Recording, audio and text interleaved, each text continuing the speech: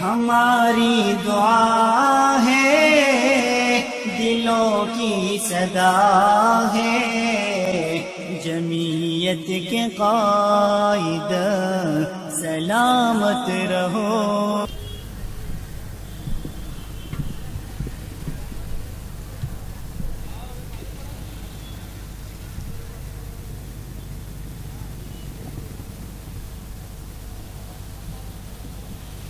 بسم اللہ الرحمن الرحیم۔ الحمد للہ وکفا وسلام علی عبادہ الذین اصطفى، اما بعد فاعوذ باللہ من الشیطان الرجیم۔ بسم اللہ الرحمن الرحیم۔ لقد جاءکم رسول من انفسکم عزیز علیہ ما عنتم حریص علیکم بالمؤمنین رؤوف رحیم۔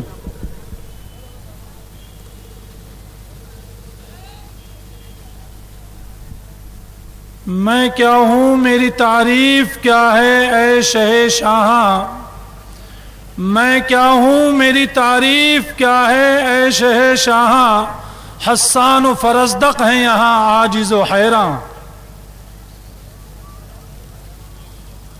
قابل قدر حضرات علماء کرام، ڈائز پر تشریف فرما، ذمہ داران جمعیت، علماء اورنگ آباد اور مہاراشٹرا جمعیت کے نائبین صدور، بالخصوص حضرت مولانا حبیب الرحمن صاحب دامت برکاتہم، حضرت مولانا عبدالقوی صاحب دامت برکاتہم العالیہ، اور اسی طرح دیگر علماء کرام۔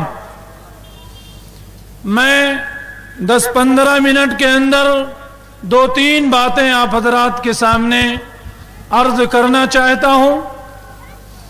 پہلی بات، آج کا یہ اجلاس جمعیت علماء ضلع اورنگ آباد کے زیر انتظام منعقد ہوا ہے۔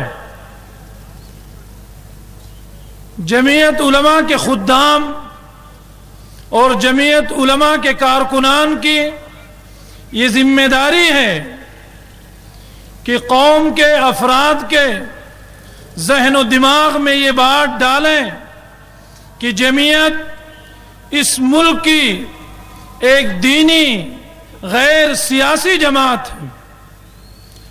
آج لوگوں کے ذہن و دماغ میں یہ بات بیٹھی ہوئی ہے کہ جمعیت علماء اور اس سے وابستہ افراد یہ سب سیاسی قسم کے لوگ ہیں۔ حضرت فدائے ملت رحمت اللہ علیہ نے ایک مرتبہ حیدرآباد کے اندر ایک نامہ نگار کے سوال کے جواب میں ارشاد فرمایا تھا کہ سیاست کوئی شجر ممنوعہ نہیں ہے، سیاست کوئی شجر ممنوعہ نہیں ہے۔ لوگ سیاست کی تعریف نہیں جانتے ہیں، لیکن آج کی گندی سیاست کو دیکھ کر لوگ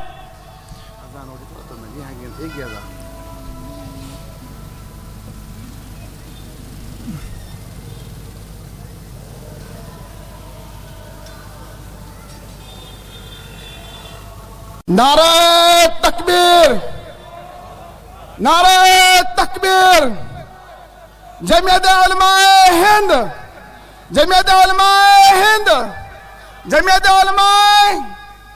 علماء ہند، حافظ ندیم صدیقی صاحب، حافظ ندیم صدیقی صاحب، بدرالدین اجمل صاحب خاسبی صاحب، بدرالدین اجمل خاسبی صاحب، نعرہ تکبیر، اللہ اکبر، زندہ آباد، زندہ آباد، زندہ آباد۔ میرے محترم بزرگوں اور دوستوں، میں یہ کہہ رہا تھا کہ جمعیت علماء کے خدام اور جمعیت علماء کے کارکنان کی یہ ذمہ داری ہے کہ وہ قوم کے اور قوم مسلم کے بالخصوص نوجوان اور پڑھے لکھے طبقے کے ذہن و دماغ میں یہ بات ڈالیں کہ جمعیت علماء کوئی سیاسی جماعت نہیں ہے بلکہ خالص دینی اور مذہبی جماعت ہے. لیکن مشکل یہ ہے کہ آج مسلمانوں نے دین کو اور اسلام کو سمجھا نہیں، اس لیے وہ جمعیت علماء کی طرف سیاست کی نسبت کر کے اس کے وزن کو گھٹانے کی ناپاک کوشش کرتے ہیں.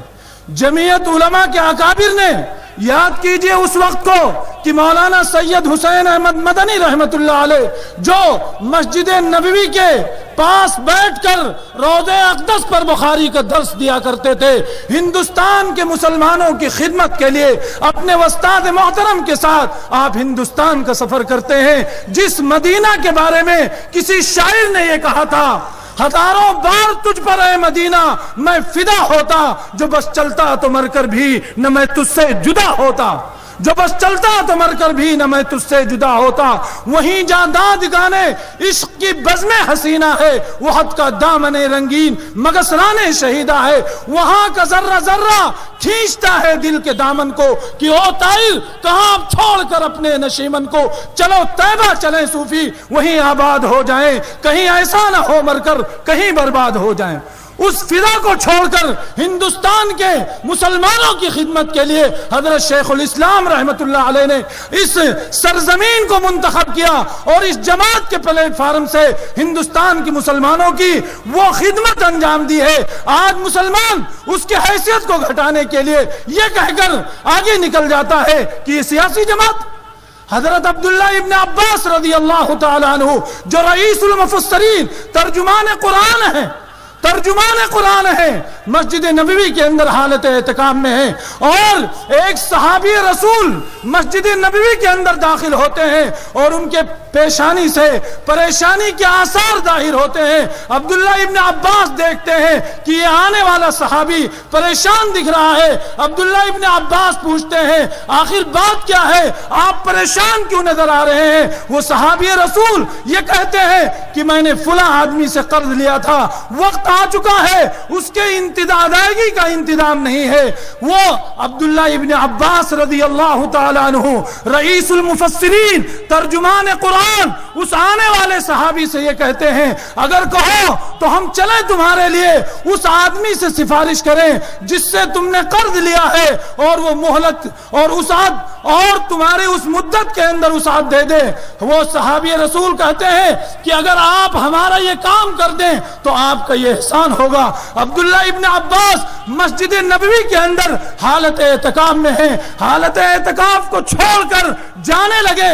صحابہ نے آپ کو یاد دلایا کہ اے عبداللہ ابن عباس آپ حالت اعتکاف میں ہیں، آپ کہاں جا رہے ہیں؟ آپ کا اعتکاف ٹوٹ جائے گا. عبداللہ ابن عباس کہتے ہیں میں نے پیارے آقا جناب محمد رسول اللہ صلی اللہ علیہ وسلم سے اسی مسجد نبوی کے اندر یہ سنا تھا کہ اگر کوئی مسلمان کسی کے کام بنانے کے لیے 2-4 قدم آگے چلتا ہے تو اللہ تبارک تعالیٰ اسے 10 سال اعتکاف مقبول کا ثواب عطا کرتے ہیں. یہ 10 دن کا اعتکاف کیا ہے، 10 سال کا اعتکاف مقبول کا ثواب ملنے والا.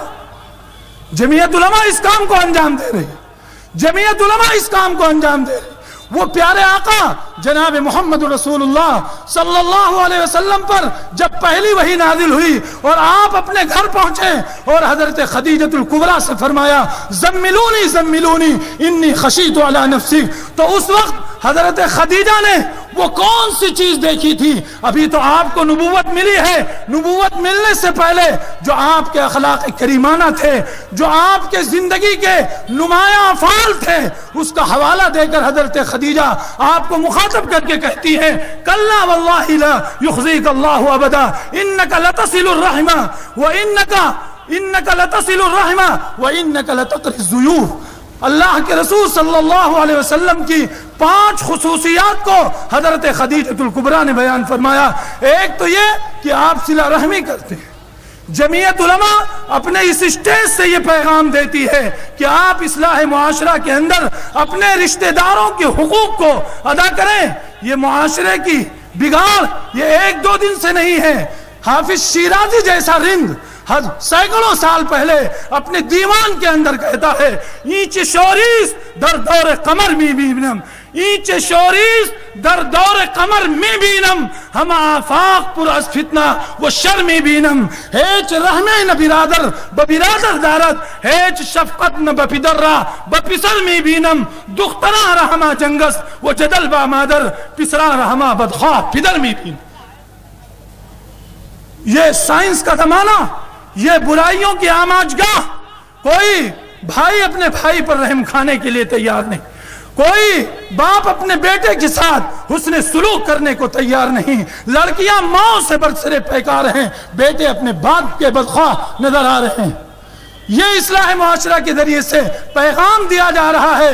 وہ جو حضرت خدیجۃ الکبریٰ نے آپ کے زندگی کے وہ 40 سالہ دور جو ماضی کا تھا، اس کو دیکھ کر حضرت خدیجۃ الکبریٰ نے فرمایا انک لتصل الرحمہ، آپ صلہ رحمی کیجئے، صلہ رحمی کیجئے. حضرت شیخ الحدیث مولانا زکریا صاحب رحمۃ اللہ علیہ نے ایک واقعہ لکھا کہ ایک صاحب ملک شام کے اندر تھے، کپڑے کا تاجر تھے.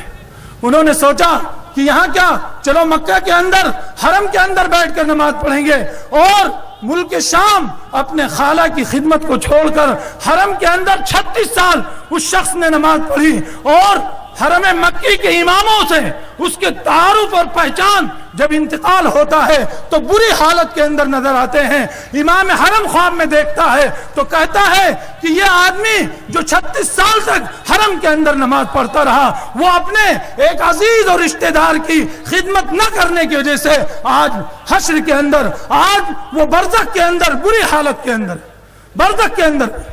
اللہ کے رسول صلی اللہ علیہ وسلم کے آخری صفت جو اس کے اندر ذکر کی حضرت خدیجۃ الکبریٰ نے کہ وہ تعین علی نوائب الحق، کہ اللہ کے رسول صلی اللہ علیہ وسلم کی خصوصیات یہ تھی کہ آپ آفات سماویہ کے موقع پر لوگوں کی امداد کیا کرتے تھے، لوگوں کی مدد کیا کرتے تھے. تحمل الکلہ وتکسب المعدوم، آپ ایسے لوگ جو بالکل معذور اور پریشان، ان کے آپ بوجھ کو اٹھایا کرتے تھے. آپ غریبوں اور لاچاروں کے لیے کما کر ان کی زندگی کے گزر بسر کا انتظام کیا کرتے تھے. جمعیت علماء یہ پیغام دیتی ہے، یہ مشن چلاتی ہے، اور جمعیت علماء کے کام کو اور جمعیت علماء جیسی تنظیم کی حیثیت کو گھٹانے کے لیے یہ نام نہاد لوگ یہ کہہ کر اس کی حیثیت کو گھٹاتے ہیں کہ یہ سیاسی جماعت، یہ سیاسی جماعت. اور آج ہم اور آپ جس ذات کے نام پر، جس کی سیرت کو سننے کے لیے جمع ہوئے ہیں، ہماری اور آپ کی گواہی کافی نہیں ہے. آج سے 50 سال پہلے لکھنؤ کے اندر انجمن فردوس ادب میں ایک سیرت کا جلسہ ہو رہا تھا. وہاں اس زمانے کے یوپی گورنمنٹ کے وہاں گورنر کو دعوت دی گئی اس اجلاس کے اندر شرکت کرنے کی. وہ گورنر حاضر ہونا چاہتا تھا لیکن حاضر نہیں ہو سکا. اپنا ایک پیغام اس اجلاس کے نام بھیجا جس کے مہمان خصوصی حضرت مولانا قاری طیب صاحب رحمۃ اللہ علیہ تھے. وہ کے ایم منشی یوپی گورنمنٹ کا گورنر اس پیغام کے 2 جز لکھتا ہے. پہلے جز کے اندر کہتا ہے کہ آج کا یہ اجلاس جس ذات کے نام پر بلایا گیا ہے وہ ذات ایسی ذات ہے کہ جس کی زندگی کے کسی گوشے پر انگشت نمائی نہیں کی جا سکتی. اور اس تاریخ کو اس نے پڑھ رکھا تھا طفیل ابن عمرو دوسی کے اس واقعے کو جو اللہ کے رسول صلی اللہ علیہ وسلم کے بارے میں جب آپ صلح حدیبیہ کے موقع پر بہت سے لوگوں کو آپ نے بھیجا مکہ تاکہ ان سے بات چیت کریں. کفار کی جانب سے ترجمان کی حیثیت سے طفیل ابن عمرو دوسی تھے. وہ اللہ کے رسول صلی اللہ علیہ وسلم کی خدام کی جانثاری کو دیکھ کر اپنے دوستوں اور ساتھیوں سے کہا تھا ہم نے قیصر و کسریٰ کے خدام کو دیکھا ہے لیکن نبی جیسے اور محمد کے خدام جیسی جانثاری اور جانبازی پیش کرتے ہیں دنیا کا کوئی انسان ایسا نہیں ہے جس کے غلام ایسی جانثاری پیش کرتے ہیں.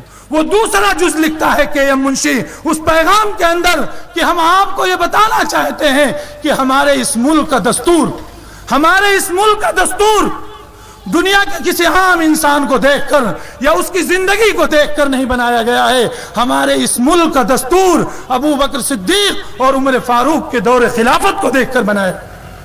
ابو بکر صدیق اور عمر فاروق کے دور خلافت کو دیکھ کر بنایا.